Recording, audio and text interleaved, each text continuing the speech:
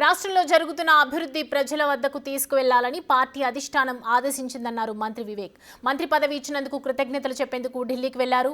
ప్రభుత్వం అమలు చేస్తున్న సంక్షేమ కార్యక్రమాన్ని సోషల్ మీడియాలో ప్రచారం చేయాలని ఖర్గే సూచించారని మంత్రి చెప్పారు.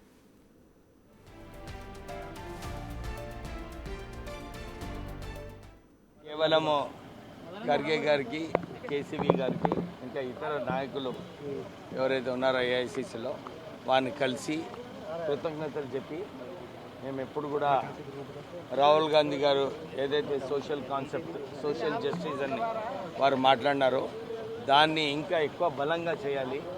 మా ముఖ్యమంత్రి రేవంత్ రెడ్డి గారు ఇదే ఆలోచన. రాహుల్ గాంధీ గారి పర్సెప్షన్ ఏదైతే ఉందో సోషల్ జస్టిస్ని స్ట్రెంగ్తన్ చేస్తూ పార్టీని ముందుకు తీసుకెళ్లాలని చెప్పి వారు ఏదైతే పనిచేస్తున్నారో అందరం కలిసి దీన్ని ముందుకు తీసుకెళ్లాలని చెప్పి అందరూ కూడా పనిచేస్తున్నారు. సో వారికి మాట్లాడినప్పుడు కూడా ఇదే అన్నారు, త్వరలోనే జిహెచ్ఎంసీ లోకల్ బాడీ ఎలక్షన్స్ వస్తున్నాయి, మీరందరూ కూడా కష్టపడి పార్టీని గెలిపించుకోవాలని చెప్పి వారు చెప్పారు.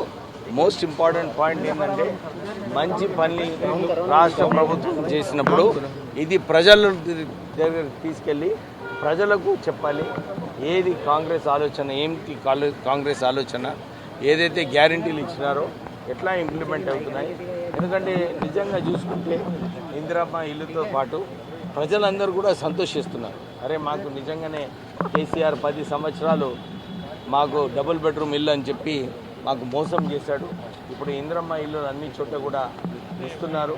ఒక్కొక్క నియోజకవర్గానికి 3500 ఇల్లులు. అంటే నేను కూడా అన్ని చోట్ల వెళ్ళినప్పుడు ప్రజలలో వారి ముఖంలో నవ్వు కనబడ్డది, మాకు మా సొంత ఇల్లు వస్తుందని.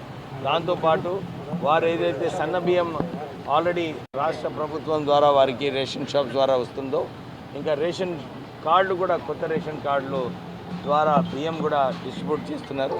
ఇవన్నీ కార్యక్రమాలు చూసుకున్న తర్వాత ఒకవైపు ఏమో వారికి ఇల్లు వస్తుంది, రెండోది 200 యూనిట్ల పవర్ ఫ్రీ ఉంది. ఏమన్నా విద్య కోసము కొత్త ఇంటిగ్రేటెడ్ స్కూల్స్ వస్తున్నాయి, వైద్యం కోసము రాజీవ్ ఆరోగ్యశ్రీ స్కీమ్ కింద 10 లక్షలు వస్తున్నాయి.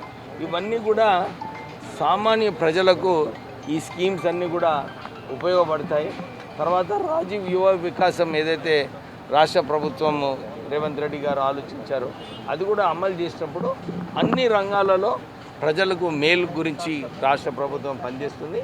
ఇది దృష్టిలో పెట్టుకొని మీరందరూ కూడా సోషల్ మీడియాలో ప్రజల దగ్గరికి తీసుకెళ్ళి ప్రభుత్వం చేసిన మంచి పనులన్నీ కూడా చెప్పేది అవసరం ఉందని చెప్పి వారు మాకు ఆదేశాలు